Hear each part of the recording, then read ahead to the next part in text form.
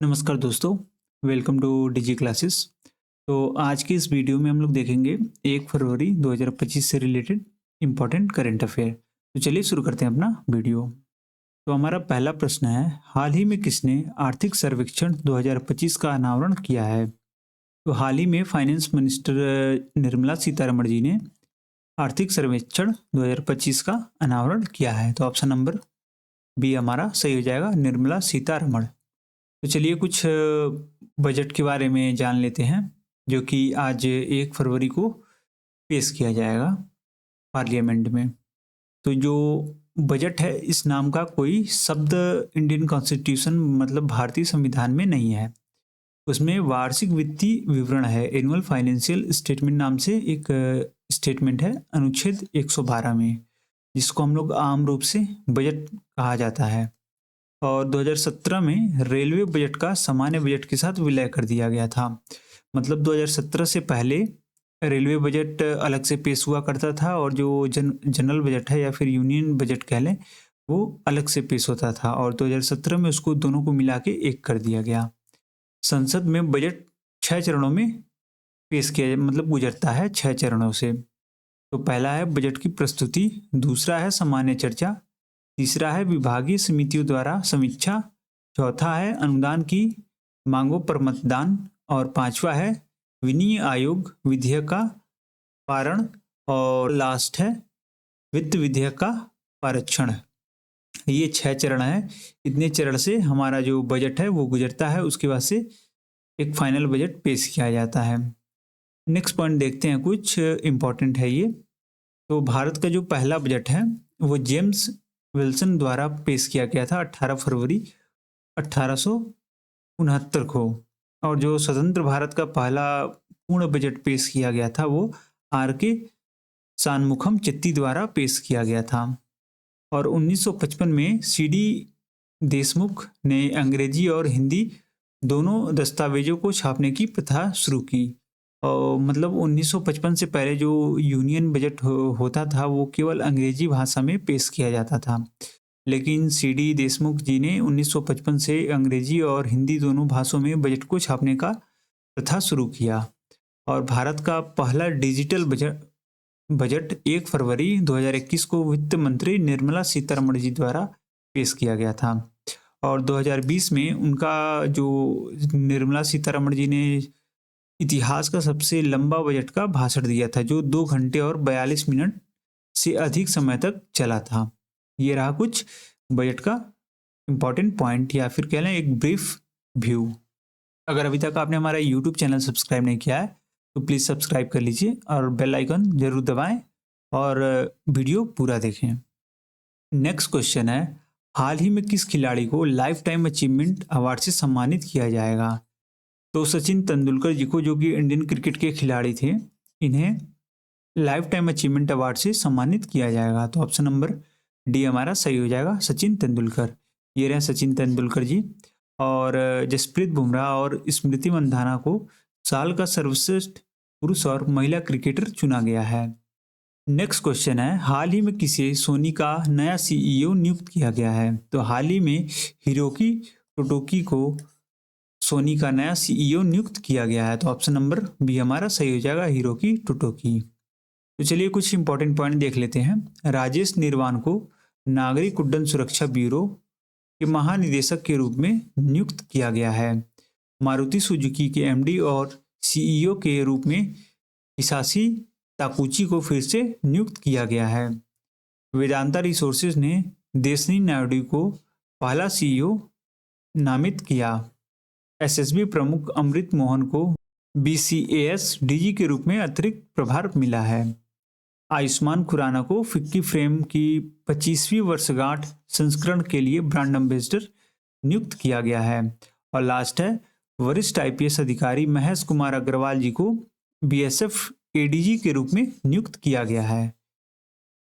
Next question है, नीति आयोग ने कहाँ सर्कुलर इकोनॉमी पर कार्यशाला का आयोजन किया है? तो हाल ही में नीति आयोग ने जयपुर में सर्कुलर इकोनॉमी पर कार्यशाला का आयोजन किया है। तो ऑप्शन नंबर सी हमारा सही हो जाएगा, जयपुर।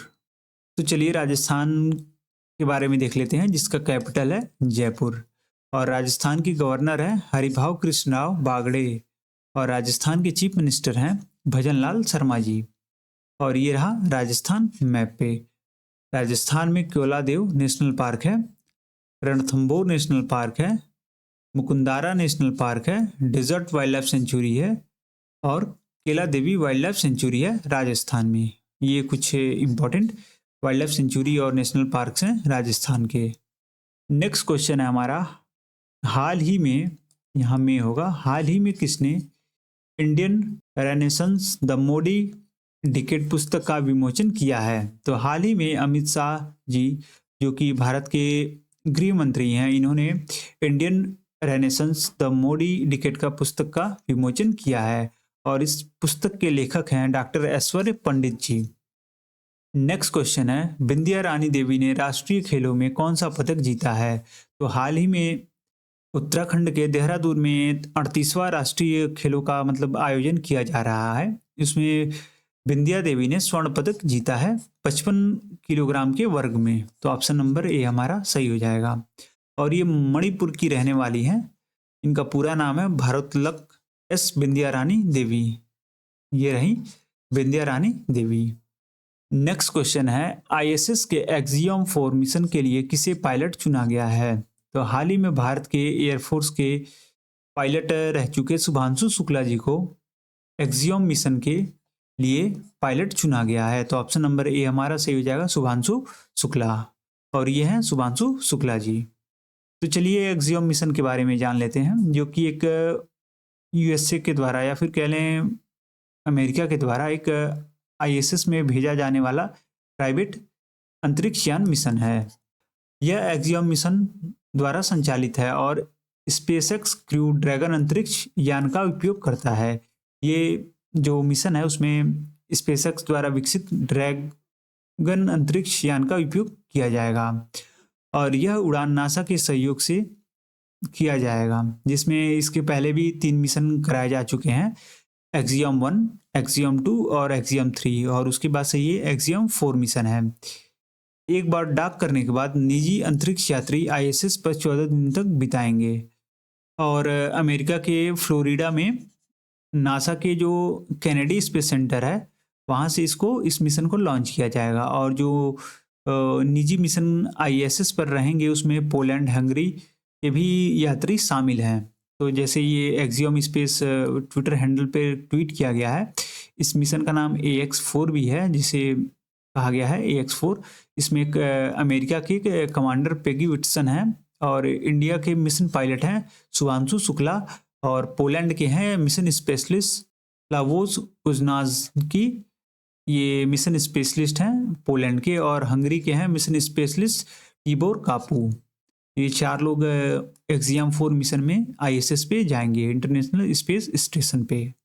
नेक्स्ट क्वेश्चन है, हाल ही में किसने बीटा ई रूपी वॉलेट लॉन्च किया है? तो हाल ही में क्रेड ने बीटा ई रूपी वॉलेट लॉन्च किया है। तो ऑप्शन नंबर डी हमारा सही हो जाएगा, क्रेड।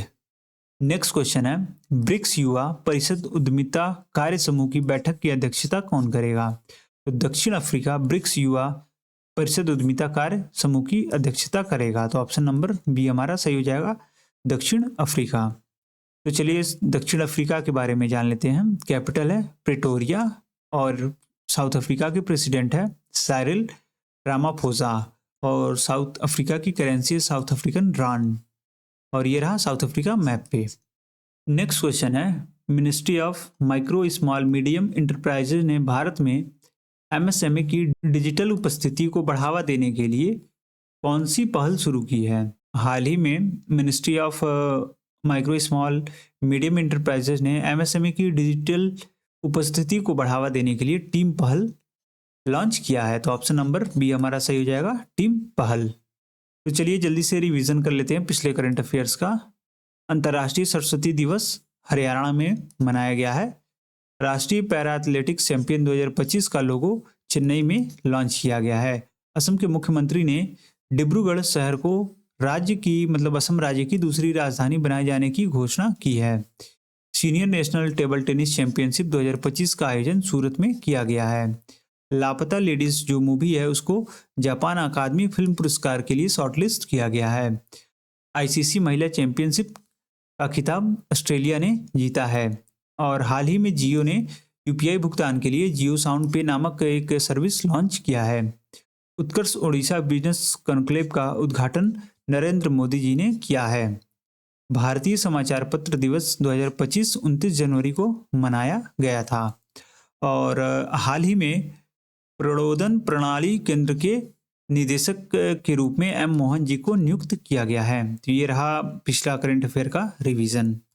अगर आपको वीडियो अच्छा लगा हो, आपको अगर नॉलेज गेन हुआ हो, तो आप चैनल को सब्सक्राइब जरूर करें, वीडियो को लाइक करें, कमेंट करें और अपने दोस्तों के साथ जरूर शेयर करें। कम से कम एक दोस्त के साथ या फिर एक स्टडी ग्रुप में शेयर कर दें, जिससे हमारे चैनल का प्रमोशन भी होता रहेगा और हमें एक मोटिवेशन भी मिलेगा।